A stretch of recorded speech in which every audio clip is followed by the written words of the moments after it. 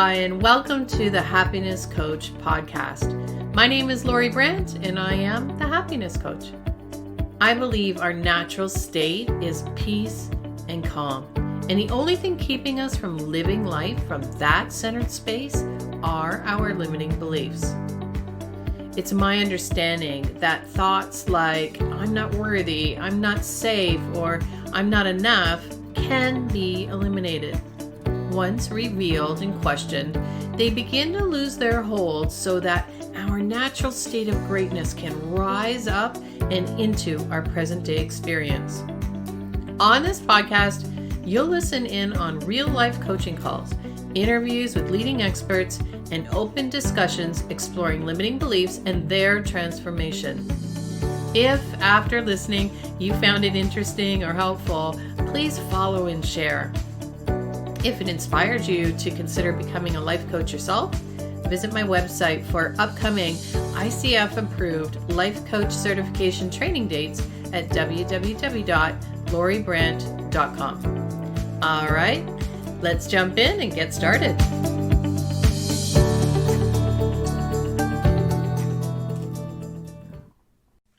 On this call, I'm talking with Julie. I had been coaching Julie over the past year, and during the last session, she made this huge connection between an incident that occurred when she was in grade 5 and her ability to focus in on and complete tasks in her present life now over 35 years later. It was unbelievably crazy, she said, how that one situation had taken over her entire life. Now, oftentimes when clients make these huge shifts in their thinking, a ripple effect takes place as old, outdated reactions no longer seem appropriate and are really no longer required. Identifying limiting beliefs, the emotions they trigger, and the strategies used to keep them at bay can have a profound and lasting effect on one's life. Now that she's no longer crippled by fear or disappointing people, as she said, she finds herself working on and accomplishing goals that had previously eluded her.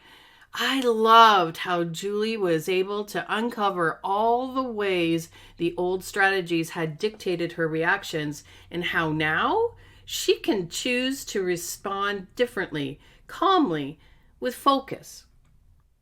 Listen in as we explore all the changes that have now kind of seeped into her life. When it came to doing your own personal goals, things that you just wanted to accomplish just for you, you were finding ways to distract yourself. And so we had a session together, and what did you find out? I found out that this is an old strategy I was using since grade 5, where I was put in a situation where my teacher had called me up to the board, and it was a math question and I didn't do it right, and he yelled at me and told me I did it wrong and that what was I thinking, and I felt embarrassed and humiliated and like I couldn't trust myself to do anything right. And the strategy that I was using after that to keep him ever from asking me to do something again was to keep myself busy and distracted from making eye contact with him. So I would pretend I was doing things just so that he wouldn't ask me. And then I recognized how much that played out in my own life. Like, it was unbelievably crazy how that one day situation that's very clear in my mind had taken over my whole life when there was something that I really wanted to do, and I would avoid anything from doing it. So let me just ask, so when you were in the session, I mean, this is a memory I'm sure that you've had since then, like you've remembered that. So what was different that happened for you during that session when you had the memory and the aha? Like, what was it?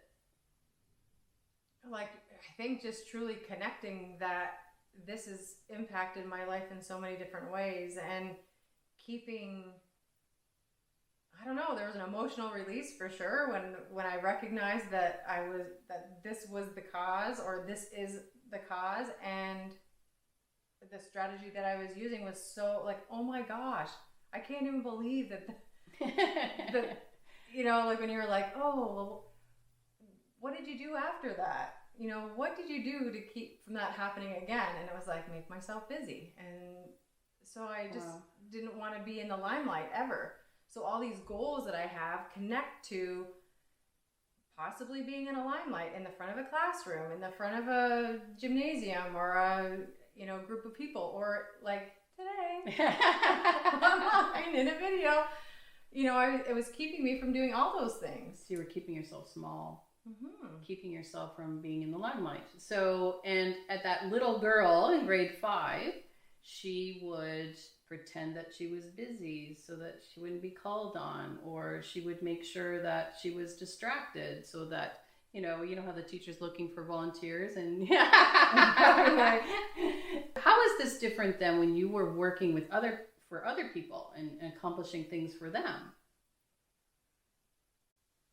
It wasn't me in the direct focus. It was them. So I would help them all day long to get them so that they're appreciated, or people that wanted, that they could be in the limelight, or they can be on whatever. I would help them all day long. I'm really curious. Did you have any time management issues when you were accomplishing things for other people? No. Wow. So it just showed up when you were trying to do your own things, keeping out of the limelight. Okay. So that is amazing, right? Because just identifying the strategy, connecting it to the limiting belief that to be in the limelight would mean that you would be judged. Mm-hmm. That, what else? Anything else? Or yeah, that I would be embarrassed, or people would call me out on something that I didn't know, or that I wouldn't know what I was saying is true or right, or... And all those things there, those are also limiting beliefs. So, yeah, that you don't know what you're talking about, you can't trust yourself to know what to do, people are going to judge me, all those things. So those are also limiting beliefs. Okay, mm-hmm. Cool. All right. So now we've got the strategy, and I send you on your way. Then all these things start happening. So the major thing for me was like, I could sit at my desk and do what it is that I had set out to do. I remember when I'd lose a whole bunch of weight, and then people would start saying, "Oh, you look so good," and then I'd be like, "Oh, so I can eat more. I don't want that attention." Yeah. And one of I'm planning on getting married, and it was something that I'm like, I don't know. I don't want to have all the attention. Yeah.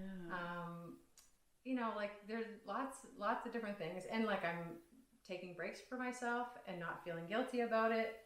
I'm not, I'd go from one thing to another. I'd sit down to do something, and then I'd be like, oh, I need to do laundry. I should go do that. Or, oh, I need to go do this. Mm-hmm.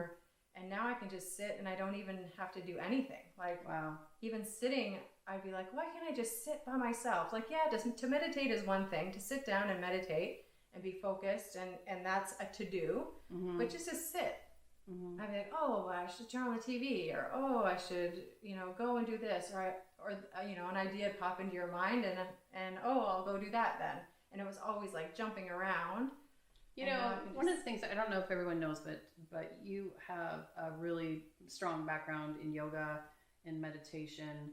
You're very familiar with positive affirmations and to do all the right things, right? Mm-hmm. So that these limiting beliefs are not affecting your life. And I found that, sometimes just doing the affirmations and the meditation 20 minutes a day isn't enough. It's you really do have to work on the limiting beliefs and the strategies. Did you find that? Yeah, for sure. In fact, it's actually changed my practice. So I've been recently really focused on studying the loving kindness meditation. So I was on a silent retreat for 4 days, and that's what we concentrated on. And then the week after, we did the practice, and so I had been practicing with these same couple of difficult people in my mind. What is a loving kindness meditation, just in case someone doesn't know? So it's really a matter of focusing on loving and compassion and kindness to yourself and to others, people that you love, people that are neutral, and people that are more difficult in your life. And it's really to see them from at that place of love. Mm-hmm. And so, in the past, it's always been automatic. These two people kind of come up, and I'm sending them as much love as I can, and sometimes. So now, when you look back, can you would it be true to say that even in meditation, even in a loving kindness state, you bring two people in front and you're getting triggered, like there is isn't that amazing, right? Yeah. And then you were about to say how that's changed now. So the first time we had done it after the day that I was with you, I went through the motions. Okay, these two people, and then it was like a total shift in how I saw them, and they were no longer difficult. And then I was trying to think of, is there any other difficult people? And I'm like, there's none, because it's all things that I can change from my side. It's all things that, like, I don't even know how really it works. Like, all I know is that there was nobody I could find that was difficult, because all things, the way that I'm looking at things, or the way that I'm seeing what's gone on, is it went on in the past. So now it's no longer. It's like, it sounds like your whole perception of the present moment is now clear, or clearer, because you're not seeing it through the filter of the girl in grade 5. Yeah, it was incredible. Like, I couldn't even, it's like what they talk about in all the books about, like, being able to see people from that space, and knowing that it's you, and that there's things, and I thrive, like, I mean, I really study a lot to be there, and it was just like, what? So afterwards we had discussions about what it was like, and it's like everything that they talk about, but I can't even believe it was that one situation that's really unlocked so many other things, like with the weight loss, wedding, focus, and my mind keeps coming up saying, you used to just get up and do this right now, but let's just sit. Wow. Like, it's so interesting that it's even recognizing all the things that, you used to would have done that, but that's not you anymore, almost, Right. And not having this, like, fear of, like, being on video. Like, when you had the aha, because I watched you were kind of, I don't know, it was beautiful to watch, because it was like all of a sudden it felt like a veil dropped, and like your inner wisdom was just like surrounding you. Because the first one was like recognizing that it was the actual event that was, when you generalize the scenario to make it fit, where I can go back to a place where, when was the first time you were in the limelight and was judged? Mm-hmm. And in my view, the limelight is a good place to be, and people are really happy that you're in it. But that particular situation was not. But I didn't connect the two, that the limelight and judgment, in this case bad judgment, was together. So that was like, oh my gosh. Okay, so I just want to stop, because that's pretty amazing, because what you just said is you had a belief that to be in the limelight was good thing. But underlying that was this emotionally charged limiting belief that to be in the limelight is a bad thing. Right. And I had the experience to prove it. Wow. So that was the first aha. The second aha was when you said, what did you do to keep that ever from happening again? And when I'm like, oh my God, I kept busy. I would write, I would be concentrated on something else so that he wouldn't make eye contact. And then I'm like, oh my gosh, that's what's happening in my life. I'm overwhelming myself with so many things and taking on so many tasks to keep myself from being in the limelight. And that's where I was just like, oh my gosh, this is incredible. Like, now I can do what I want to do. Yeah, just like really incredible. It's really beautiful, isn't it? Because it's like you kind of are able to tap into who you really are when you're not living under those old, outdated strategies. Wow. But if you would have told me that one had to do with the other, I would have said, yeah, right. But I have no idea how they could be. Why was that a good thing, to actually work on your limiting beliefs and to work on transforming that strategy now? Because I feel like a part of me has moved out of my way so that I can go towards, a limelight or something that's positive, and not be so like crippled by fear or by just not doing what, I'm such a goal setter. And then when you can't reach your goals, it can get frustrating. Yeah. And so I just can't understand. I still can't understand. And I'm like, every day something new's come up. Like even today it came up, like disappointing people. Like I was always afraid of disappointing people. And I feel like that is another thing that, because I disappointed him that day.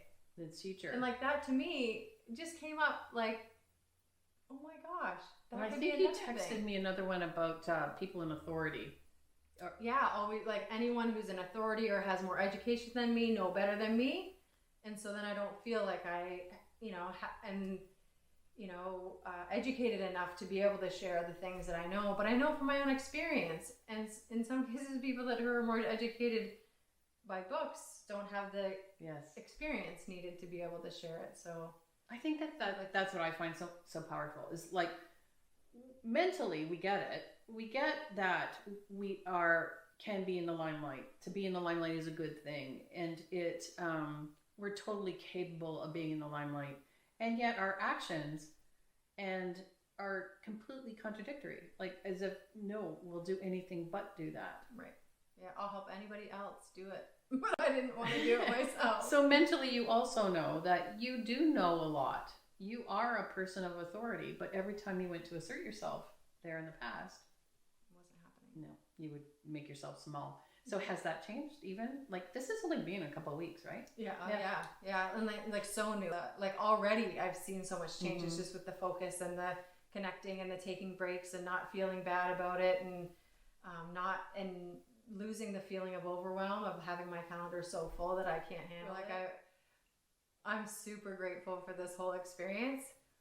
But I'm really excited also to be able to put into practice of how I can move forward with figuring out beliefs that may be keeping me from other areas of my life, but also now recognizing the things that I need to ask myself when things kind of come up, when I stray from my alignment, when I stray from that feeling of connectedness, and knowing that, oh, what's going on here? What am I believing to be true? And then kind of digging down.